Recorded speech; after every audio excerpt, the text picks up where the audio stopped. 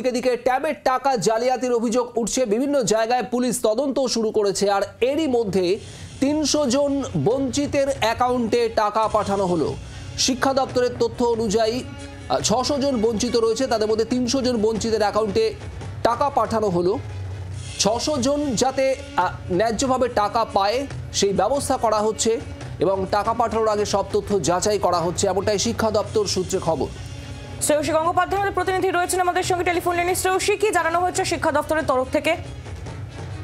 দেখো, তোমাকে যেটা জানাই সেটা হচ্ছে যে এক্ষেত্রে এখনো পর্যন্ত বিভিন্ন জায়গা থেকে যা যা তথ্য এসছে সেই অনুযায়ী দেখা যাচ্ছে যে এক্ষেত্রে যারা একেবারে বঞ্চিত হয়েছেন তাদের ন্যায্য প্রাপ্য থেকে ট্যাবের টাকার থেকে সেই ক্ষেত্রে সেই সংখ্যাটা প্রায় ৬০০ এখনো পর্যন্ত যা তথ্য পাওয়া যাচ্ছে।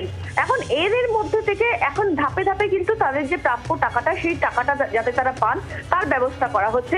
ইতিমধ্যে কিন্তু যেটা জানা যাচ্ছে যে এক্ষেত্রে প্রায় ৩০০ জনের অ্যাকাউন্টে কিন্তু টাকা পৌঁছে দেওয়া হয়েছে, অর্থাৎ যারা বঞ্চিত হয়েছে ন্যায্য টাকা থেকে যাদের সেরকম প্রায় ৩০০ জনের অ্যাকাউন্টে কিন্তু টাকা ফের পাঠিয়ে দেওয়া হয়েছে।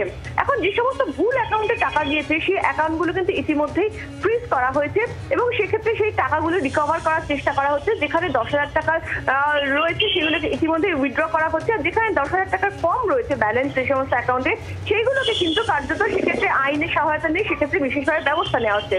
কিন্তু যতক্ষণ এই প্রক্রিয়া চলছে ততক্ষণ পর্যন্ত যাতে যাদের যাদের ন্যায্য প্রাপ্য থেকে যাতে বঞ্চিত না হয় স্কুল স্টুডেন্টরা, সেই জন্য কিন্তু সেক্ষেত্রে তাদের অ্যাকাউন্টে টাকাটা ঢোকানোর প্রক্রিয়া শুরু হলো এবং সেক্ষেত্রে ৩০০ জনের অ্যাকাউন্টে কিন্তু টাকা ঢোকানো হলো। যারা ন্যায্য তাদের প্রাপ্য থেকে তারা বঞ্চিত হয়েছিলেন, অর্থাৎ তাদের যে অ্যাকাউন্ট সেই অ্যাকাউন্টে টাকা না ঢুকে অন্য অ্যাকাউন্টে সেক্ষেত্রে টাকা ঢুকে গিয়েছিল। পাশাপাশি তোমাকে এটাও জানিয়ে রাখি, মালদার যে কন্ট্রাকচুয়াল টিচারের ক্ষেত্রে বা তার বিষয়টা নিয়ে কিন্তু তার যে ভূমিকা সেই বিষয়টা সামনে আসছে এই ট্যাবে যে ঘটনা সেই ঘটনার পরিপ্রেক্ষিতে সেই কন্ট্রাকচুয়াল টিচারের সম্পর্কে যাবতীয় তথ্য, অর্থাৎ পুলিশের কাছে এখনো পর্যন্ত তদন্তে কি কি তথ্য রয়েছে সেই সামগ্রিক সমস্ত বিষয়েও কিন্তু শিক্ষা দপ্তরের পক্ষ থেকে একটা রিপোর্ট চাওয়া হয়েছে। সেই রিপোর্ট পাওয়ার পরেই কিন্তু সেক্ষেত্রে প্রশাসনিকভাবে যা ব্যবস্থা নেওয়া হবে তার পাশাপাশি কিন্তু তার ক্ষেত্রে শিক্ষা দপ্তরের পক্ষ থেকেও কিন্তু সেক্ষেত্রে নির্দিষ্ট ব্যবস্থা নেওয়া হবে, এমনটাও কিন্তু জানা যাচ্ছে। বাংলার আওয়াজ, বাঙালির আবেগ, জি 24 ঘন্টা।